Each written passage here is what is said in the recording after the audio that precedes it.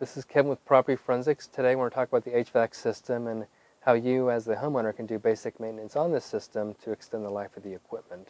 So first off is the drain pan. So if you see standing water or rust, definitely call an HVAC specialist to come out and replace the drain pan and service the equipment.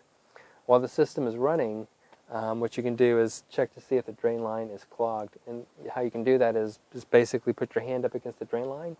And if you feel suction against the drain line, then the drain line is clear. If you do not feel any suction at all, then it's clogged, and definitely have an HVAC specialist come out and take a look at it.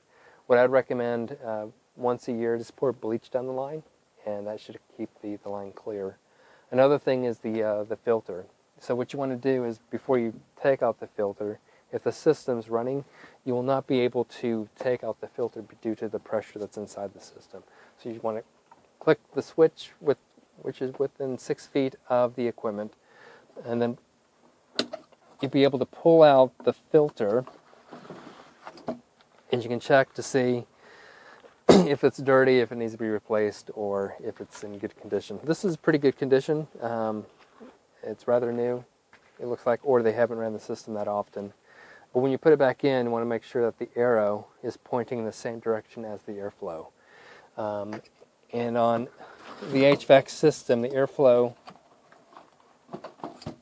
flows from the return to the supply. So airflow flows this direction. Another way that you can look to make sure that you install the filter correctly is the drain pan is on the supply side, and if you have a gas furnace, the vent is on the supply side as well. Another thing to look for is sometimes they put arrows up on top of the HVAC system that tells which way the airflow is flowing in the system. So with that, let's go outside and take a look at the compressor. Okay, so now we're outside looking at the equipment.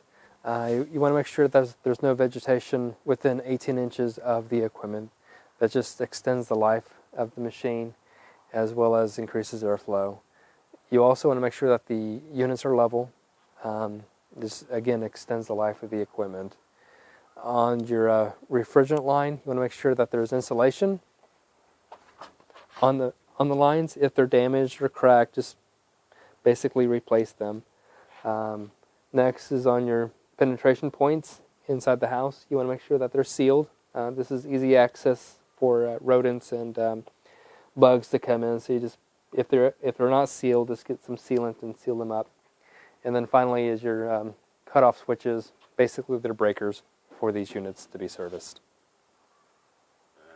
And put a wrap on it. Okay, for those who want to understand how old the equipment is or how big the tonnage is on the machine, you can look at the label on the model number.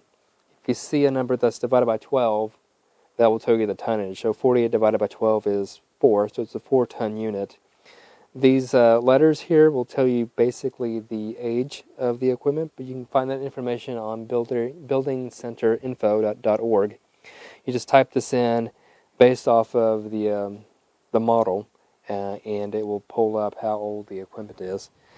Another thing to look for is on the amps. So the max amp is 45, so you do not want a breaker that's greater than 45 amps due to they'll cause damage to the equipment.